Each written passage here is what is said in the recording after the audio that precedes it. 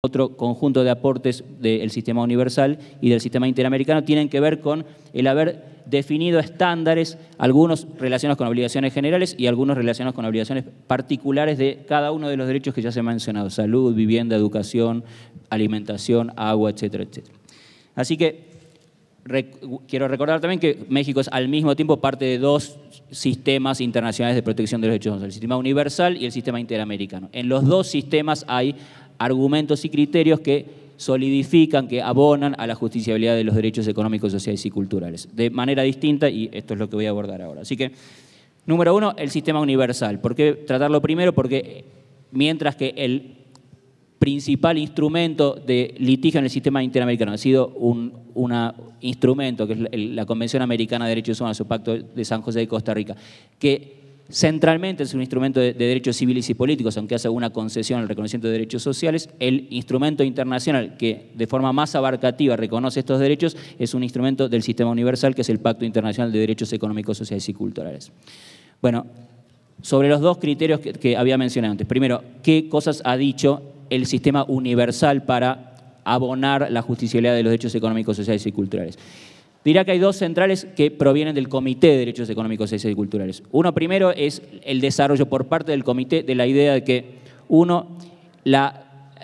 puesta a disposición de los titulares de derechos de recursos efectivos, como dijo Arely antes, es una obligación que forma parte de esta obligación general, que es la de adoptar medidas para la realización plena de los derechos económicos, sociales y culturales por todos los medios apropiados. Así que uno de esos medios apropiados, dijo el Comité, en una observación general, que es de las primeras, la observación general número 3, que desarrolla el contenido de las obligaciones generales en materia de derechos económicos, sociales y culturales, es la de adoptar recursos o poner a disposición recursos efectivos para su protección. Además de esto, lo repitió y lo desarrolló de manera bastante más detallada el Comité en una observación general posterior, que es de fines de los 90, principio del 2000, que es la observación general número 9, que está dedicada enteramente a esta cuestión, a la aplicación interna del pacto y la provisión de recursos judiciales u otros recursos efectivos como recursos administrativos, etcétera. El segundo hito importante que viene del sistema universal es, como dijo el ministro Silva, la adopción del protocolo facultativo al Pacto de Derechos Económicos, Sociales y Culturales, que vino a romper esta falta de protección de los derechos económicos, sociales y culturales a nivel internacional. Así que la adopción por parte de la comunidad internacional de un instrumento que acepta que es posible para los titulares de derechos presentar una queja ante un tribunal o un órgano de protección internacional significa que la comunidad internacional acepta que la justiciabilidad de derechos sociales es conceptualmente posible y ofrece vías para esa concreción. De modo que uno puede hacer el mismo argumento para el derecho local.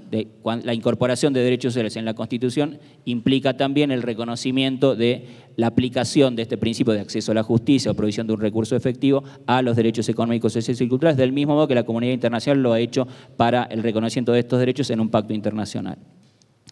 Un tercer elemento que es interesante es que no solo el Comité de Derechos Económicos, Sociales y Culturales ha ofrecido algunos elementos para considerar la justiciabilidad de estos derechos, sino que hay jurisprudencia de otros comités que hicieron justiciables derechos sociales, generalmente por vía de su interconexión con otros principios o derechos. Así que otro de los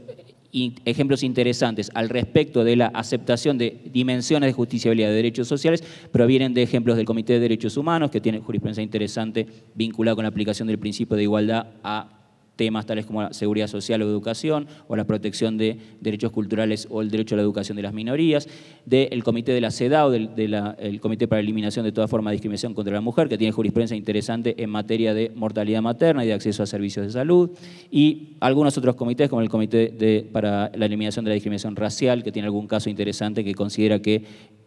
los desalojos forzosos motivados por razones raciales constituyen violaciones a la Convención para la Eliminación de toda forma de discriminación racial. El segundo punto es cuáles son los aportes del sistema internacional relacionados con los estándares de esclarecimiento del contenido de estos derechos, y en esto la tarea del Comité de Derechos Económicos, Sociales y Culturales ha sido fundamental en términos primero de esclarecimiento de las obligaciones generales, y en esto esta observación general número 3 es importante, sigue siendo la observación general pilar, en la medida en que aclara qué significa carácter progresiva de la realización de los derechos, aclara qué significa esto del máximo de los recursos disponibles, aclara cuáles son las obligaciones de carácter inmediato y cuáles son las obligaciones que están vinculadas con esta noción de progresividad, etcétera, etcétera. Así que esta es una observación que, para entender qué significa progresividad en el artículo 1 de la Constitución y para saber cuáles son las obligaciones que se derivan del reconocimiento de derechos sociales en la Constitución y en tratados de derechos humanos, resulta ineludible. Y segundo, además de este esclarecimiento general del contenido de las obligaciones que se aplican a todo derecho económico, social y cultural, el comité ha hecho una tarea extensísima de esclarecimiento del contenido específico de cada derecho. Así que hay 2 observaciones generales sobre el derecho a vivienda, 2 sobre educación, una sobre alimentación, una sobre salud, una sobre derecho al agua, una sobre derecho al trabajo, una sobre derecho a la seguridad social, una sobre el derecho a participar de la vida cultural y algunas otras en las que se muestran interdependencias o interrelaciones entre otros derechos. Así que si uno entiende el artículo 1 como habilitador del uso de criterios internacionales para entender el alcance de los derechos, esa es una batería de material que proviene del sistema internacional para entender qué significa el derecho a la salud, por ejemplo, en la Constitución mexicana y en su lectura integral con el reconocimiento de ese derecho en el Pacto Internacional de Derechos Económicos, Sociales y Culturales o en la Convención de los Derechos del Niño, por ejemplo. Así que estos son, en el sistema internacional, creo, los aportes principales. Esto hubiera podido ser objeto de un curso de una semana, así que estoy estrechando las cosas de un modo obsceno, pero es simplemente dar cuenta de algunas de estas fuentes para tener detrás de la cabeza una idea de a dónde puede acudir para entender cuál es el alcance del aporte. Segundo punto, ¿cuáles han sido los aportes del otro sistema al que México está vinculado, que es el sistema interamericano de derechos humanos en esta materia? Como dije antes, aunque el sistema interamericano principalmente pivota alrededor de un instrumento que no necesariamente es el más extenso en materia de reconocimiento de derechos económicos, sociales y culturales, sin embargo, muchas cosas que ha hecho la Corte y la Comisión Interamericana también ofrecen argumentos interesantes para abonar al argumento de la justiciabilidad de los derechos económicos, sociales y culturales. Así que, siguiendo los 2 criterios que había planteado antes. Primero, ¿qué argumentos ha dado la Corte Interamericana y la Comisión en otra medida para pensar en la justiciabilidad de derechos sociales? Bueno, la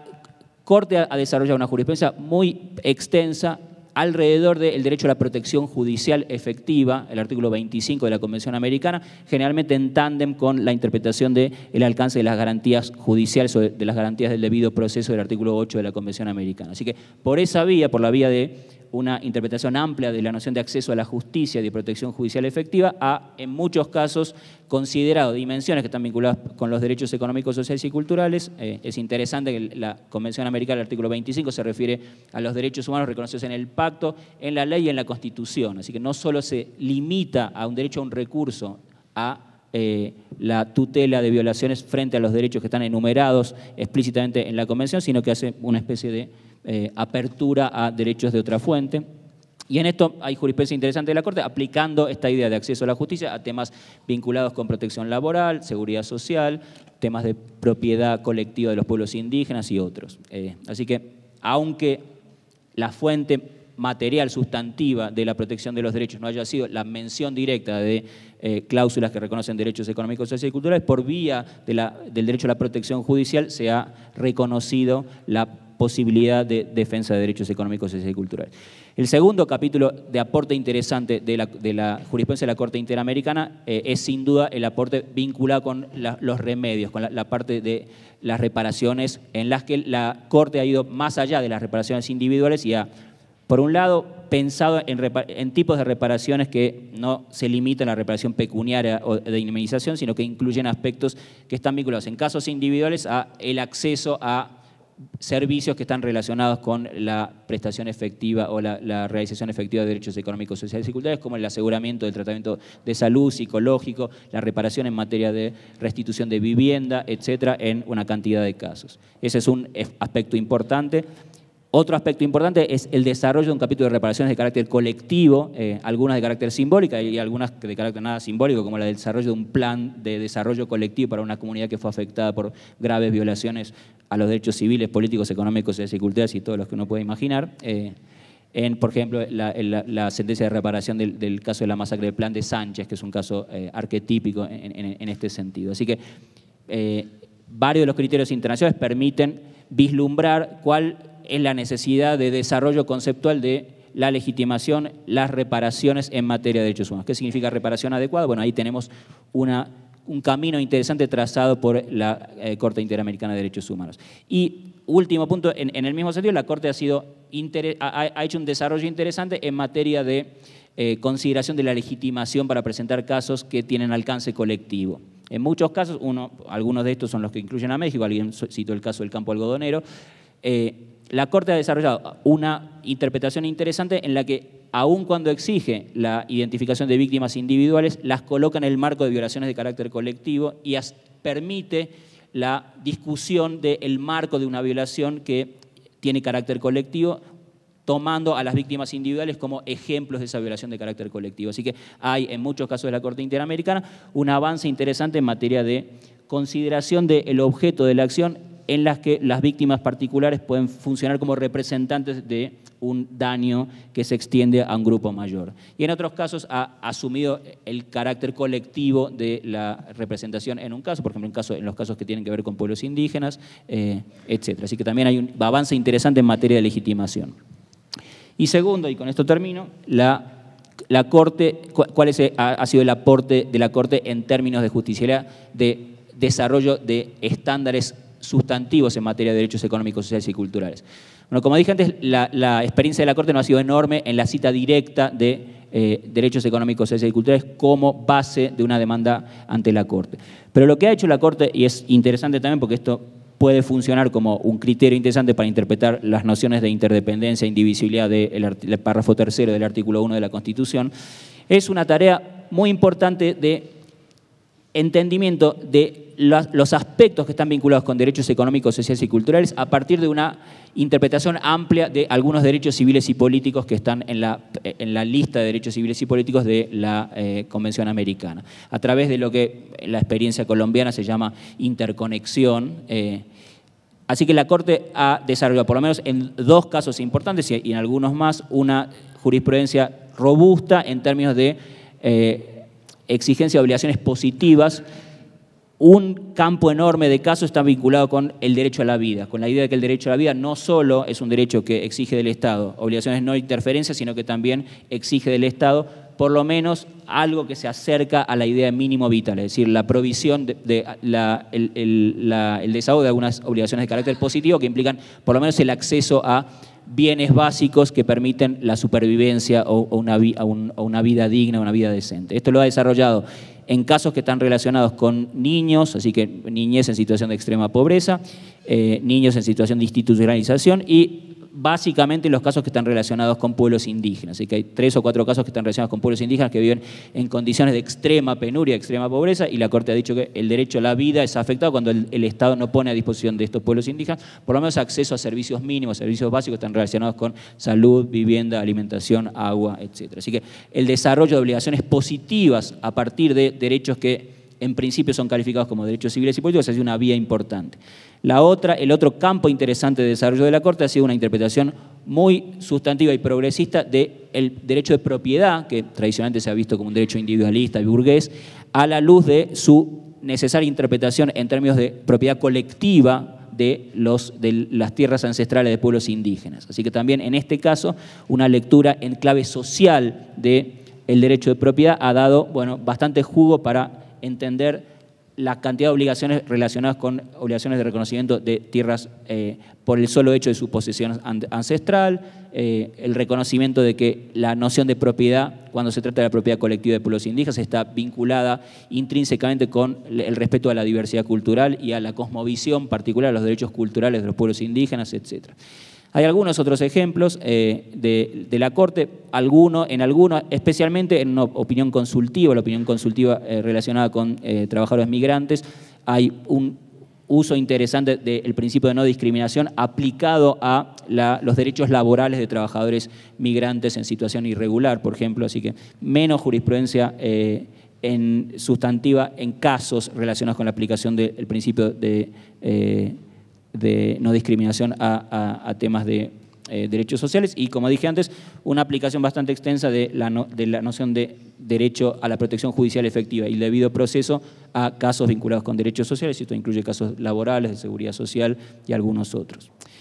Así que eso da por lo menos una idea, un marco al respecto de cuáles son los criterios producidos tanto por el sistema universal como por el sistema interamericano para, uno, abonar la idea de que los derechos sociales no pueden ser entendidos en bloque como derechos no justiciables y puramente programáticos, y una serie de argumentos importantes al respecto de la aplicación, como decía Arely, del derecho de acceso a la justicia a todos los derechos fundamentales, incluidos los derechos sociales, y segundo, un juego interesante de interpretación, tanto del contenido específico de derechos económicos, sociales y culturales como derechos autónomos,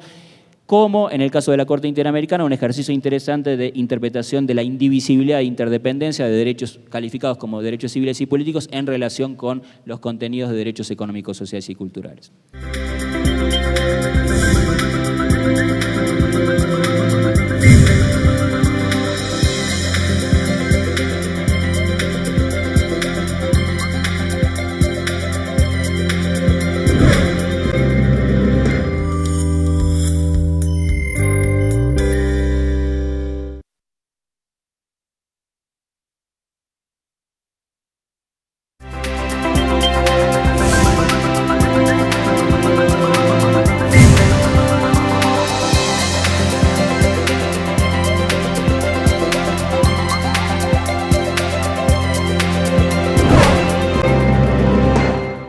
Creo que México vive hoy un momento fundacional en el tema de la justiciabilidad de los derechos sociales. Estoy convencido de que aquí en adelante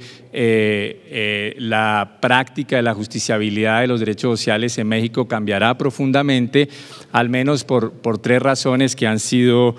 señaladas por varios de los anteriores intervinientes. Primero, porque la reforma al artículo 1 de la Constitución mexicana remueve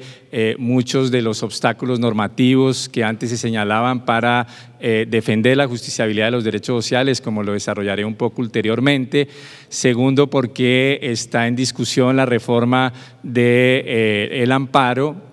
y en esa reforma se podrían corregir posibles obstáculos procesales que puedan subsistir para la justiciabilidad de los derechos sociales. Y tercero, porque está el debate mismo de la ratificación por parte de México del protocolo facultativo sobre justiciabilidad de los derechos sociales, de los DESC,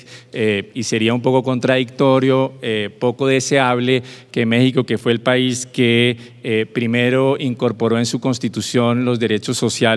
no sea uno de los primeros países que ratifique el protocolo. Sería, creo yo, un poco una traición a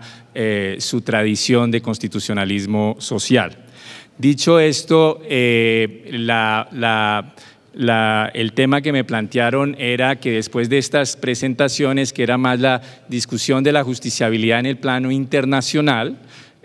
pasar a la discusión de la justiciabilidad de los DESC en el plano nacional. Y eso es lo que voy a hacer basándome mucho en la experiencia colombiana, no porque crea que es la mejor, sí creo que es significativa y la defiendo, sino simplemente porque es la que más conozco, porque la he estudiado académicamente y tuve alguna participación en ella. Pero también haré algunas referencias a otras experiencias comparadas, en especial sudafricana, de India y de otros países latinoamericanos como Argentina, que también tienen hoy experiencias significativas en la protección judicial de los DESC. La tesis central que voy a desarrollar en estos pocos minutos se podría enunciar así. En esos países y en esas experiencias, el debate de la justiciabilidad de los derechos sociales ha pasado, podría uno decir, del debate de la fundamentación de la justiciabilidad, es decir, si debía o no existir justiciabilidad, que es un debate que hoy se entiende resuelto por la positiva. Claro que tiene que existir,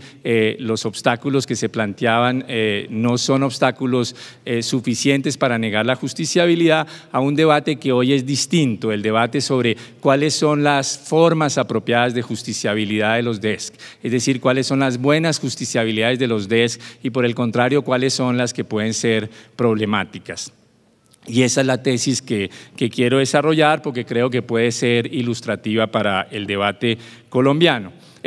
mexicano. Y para eso voy a tocar básicamente 3 puntos. En el primero voy a recordar el debate de cuáles son esos obstáculos, recordando un poco el debate colombiano. Cuando Colombia inicia en el año adopta la Constitución del 91, la Corte Constitucional empieza a trabajar en el año 92 y cuando empieza a sacar sus primeras sentencias sobre derechos sociales en el año 93-94, era una situación difícil en términos de defender la justiciabilidad de los derechos sociales porque la propia Constitución colombiana no es tan clara en el tema como lo es hoy la mexicana, porque no había muchas experiencias comparadas de justiciabilidad de los DESC en el mundo. Había el caso de la India y pare de contar, no muchos más, y porque incluso el Comité DESC de Naciones Unidas tenía muy pocas observaciones generales en las cuales apoyarse. Entonces creo que recordar un poco cuáles fueron las objeciones a la justiciabilidad de los DESC en ese momento es importante porque son las objeciones usuales en otros países. Y en segundo lugar mostraré cómo la propia práctica jurisprudencial, la reflexión académica en países como Colombia, como Argentina, como Sudáfrica, como la India, como Hungría, antes de que viniera la reversión autoritaria de Hungría, que eso es otra historia, mostró que esos obstáculos se desvanecían, se deshacían, es decir, que eran obstáculos que son importantes de tomar en cuenta, pero que no implican negar la justiciabilidad, sino pensar mejor la justiciabilidad. Y entonces mostraré el desvanecimiento de esos obstáculos como críticas absolutas a la justiciabilidad, pero, y con eso terminaré, que esas críticas a la justiciabilidad pueden tener sentido, digamos, tenerlas en la cabeza para mostrar que hay buenas justiciabilidades y malas justiciabilidades, que hay justiciabilidades de los DESC que son problemáticas y otras que son buenas, y mi tesis sería que hacia eso se debería orientar el debate en México. No si debe haber justiciabilidad o no de los DESC, porque creo que después de la reforma constitucional es clarísimo que debe haberla, sino pensar en cómo orientarla para que sea lo mejor para los derechos sociales y para la propia democracia mexicana. Arranco pues con esos 3 puntos. Con el primero, ¿cuáles eran los obstáculos? Cuando uno piensa en los obstáculos, y esto es, digamos, muy clásico, Cristian con Víctor Abramovich en su libro Los derechos sociales como derechos exigibles, lo desarrolla con mucho detalle, son básicamente, creo yo, estos 4. El primero es un obstáculo normativo. Se decía, mire, es que es la propia Constitución la que distingue entre derechos civiles y políticos y derechos sociales y propone que los derechos sociales sean un poco, como se decía también en México, garantías programáticas, normas programáticas, mandatos al legislador, pero no derechos justiciables y exigibles directamente. La segunda era un obstáculo técnico-procesal. Se decía, y eso es razonable que se haga esa distinción, porque los derechos sociales, el proceso judicial no es un buen instrumento para garantizar los derechos sociales, al menos por 3 razones. La primera, porque su contenido es muy difuso, no se sabe, sí, se dice que se garantiza el derecho a la salud, pero no se sabe qué prestaciones, no se sabe hasta qué niveles, y entonces si no hay estándares,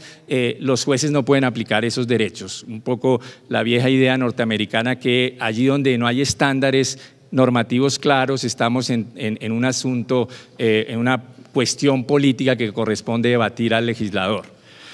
En segundo lugar, porque los remedios no son adecuados, porque el proceso judicial da remedios individuales y los problemas de derechos sociales son problemas usualmente colectivos, masivos, y por consiguiente el proceso judicial no es adecuado, y que cuando trata de resolverlo caso por caso termina generando distorsiones a los sistemas de provisión de los bienes públicos asociados a los derechos sociales. Y el último, que esto estaba ligado esencialmente al carácter de esos derechos, que son derechos prestacionales, es decir, derechos a obligaciones positivas del Estado. Hay que brindar la educación, la salud, alimentación, que implican gastos y erogaciones y que no es el escenario propio de los jueces decretar gasto público. Esas eran, digamos, las objeciones procesales. Y a esas se añadían las objeciones, si se quiere, filosóficas de legitimidad democrática. que debido a esa indeterminación de los derechos sociales, debido a que implican gasto, eso implica una especie de decisiones trágicas, como decir, fortalezco más el acceso a la salud en detrimento de la educación, o fortalezco más la educación superior en detrimento de la educación básica, o al revés, la educación básica en detrimento de la educación superior, y como no hay estándares claros, implica gasto público, y esas son decisiones entre comillas trágicas porque no hay cómo definir qué es lo mejor. Entonces, que eso no le corresponde en una democracia a los jueces, sino que eso le corresponde a la legislatura y al procedimiento democrático, a la propia ciudadanía vía sus representantes en el Congreso. Y finalmente la última objeción es una objeción de impacto. Es decir, lo que se decía es, mire, y si finalmente usted logra proteger judicialmente los derechos sociales, los efectos sobre la democracia, por más buenas intenciones que se tengan, terminan siendo malos. ¿Y por qué terminan siendo efectos malos? Y básicamente se invocaban dos razones. La primera, porque finalmente quienes van a acceder a la justicia no van a ser los más pobres por problemas de acceso a la justicia, va a ser usualmente la clase media y a veces la clase media alta, y entonces por protección de derechos sociales se van a tomar decisiones judiciales que van a tener efectos regresivos en términos de igualdad, van a favorecer a los que tienen acceso a la justicia y no a los más pobres y excluidos, que en principio es hacia donde se debería orientar las políticas sociales a favor de los derechos económicos, sociales y culturales. Y segundo, porque la justiciabilidad de los derechos sociales podía conducir a una judicialización de las demandas políticas en materia social. Es decir, que, por decirlo de alguna manera, un sindicato que viera en problemas sus reivindicaciones, en vez de recurrir a la movilización democrática, recurre a una acción judicial, y que eso en cierta medida erosiona, digamos, la vitalidad democrática, la vitalidad de la movilización social que debe existir en una sociedad. Y finalmente, ligado a todo eso, que como los jueces no saben mucho de los sistemas técnicos de provisión de servicios públicos,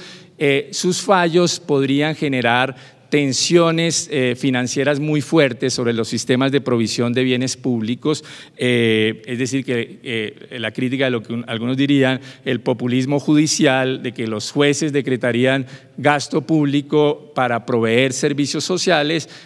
teniendo en cuenta que a ellos les queda muy fácil decretarlo porque no son los que tienen que conseguir los recursos y los impuestos para fondear ese gasto público.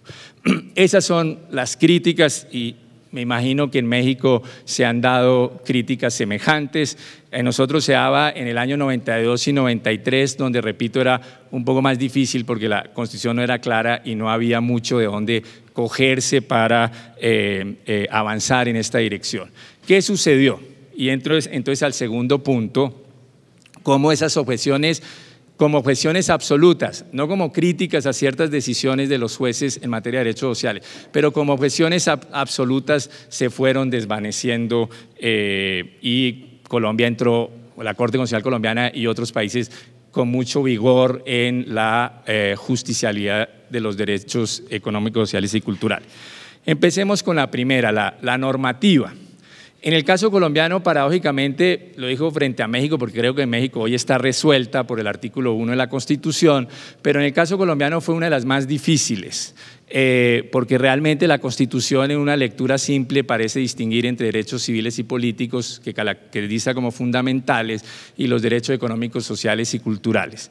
La Corte le dio muchas vueltas al asunto, algunas muy propiamente colombianas, que no me voy a meter en ellas, sobre cómo fue el proceso de aprobación de la Constitución y la fuerza de distintas cláusulas. Eso es muy colombiano, no tiene interés en derecho comparado, pero poco a poco fue con tres argumentos con los que fue construyendo la idea de la fundamentalidad de los derechos sociales y su no distinción frente a los derechos civiles y políticos desde el punto de vista normativo. La primera fue la vía más suave, a la cual hizo referencia Cristian, que fue la vía de la conexidad. es decir, empezar a decir hay afectaciones a los derechos sociales que terminan afectando derechos civiles y por vía de esa afectación entonces esos derechos sociales se vuelven protegibles. Si uno no da ciertos medicamentos, afecta el derecho a la vida, luego el derecho a la salud en conexión con la vida digna es amparable. Esa, digamos, fue la entrada un poquito más suave, dado el carácter, digamos, la textura normativa de la Constitución del 91, pero fue, digamos, una tesis dogmática suave que permitió avanzar algunos años en la justiciabilidad de los derechos sociales, pero era una tesis débil conceptualmente porque en el fondo mantenía la distinción entre los derechos civiles y políticos y los sociales y los unos como de mejor jerarquía que los otros. Entonces la Corte se metió a una segunda tesis. La segunda tesis tenía que ver con la idea de la universalidad, interdependencia e integralidad de los derechos civiles y políticos y económicos, sociales y culturales asociados a la noción filosófica de vida digna. Es decir, que era tan indigna la vida de una persona a la que la privaban de la libertad de expresión como indigna era la vida de aquel que terminaba sumido en la miseria porque no lo proveían de los derechos sociales, a la educación, a la vivienda, a la alimentación. Y si la esencia del constitucionalismo es proteger la vida digna, entonces no tenía sentido hacer la distinción. Y la Corte empezó poco a poco a meter en la noción de dignidad distintos derechos sociales y a darles poco a poco a una gran tipo de derechos sociales carácter directamente de derechos fundamentales justiciables directamente desde la Constitución. Entonces de esa manera se fue removiendo, digamos, esas barreras normativas, ya no eran cláusulas programáticas sino derechos aplicables. En México yo creo que esa discusión ni siquiera tiene sentido con el artículo 1 de la Constitución, porque el artículo 1 de la Constitución habla de todos los derechos humanos contenidos en tratados ratificados por México, que incluye obviamente el Pacto de Derechos Económicos, Sociales y Culturales, y habla claramente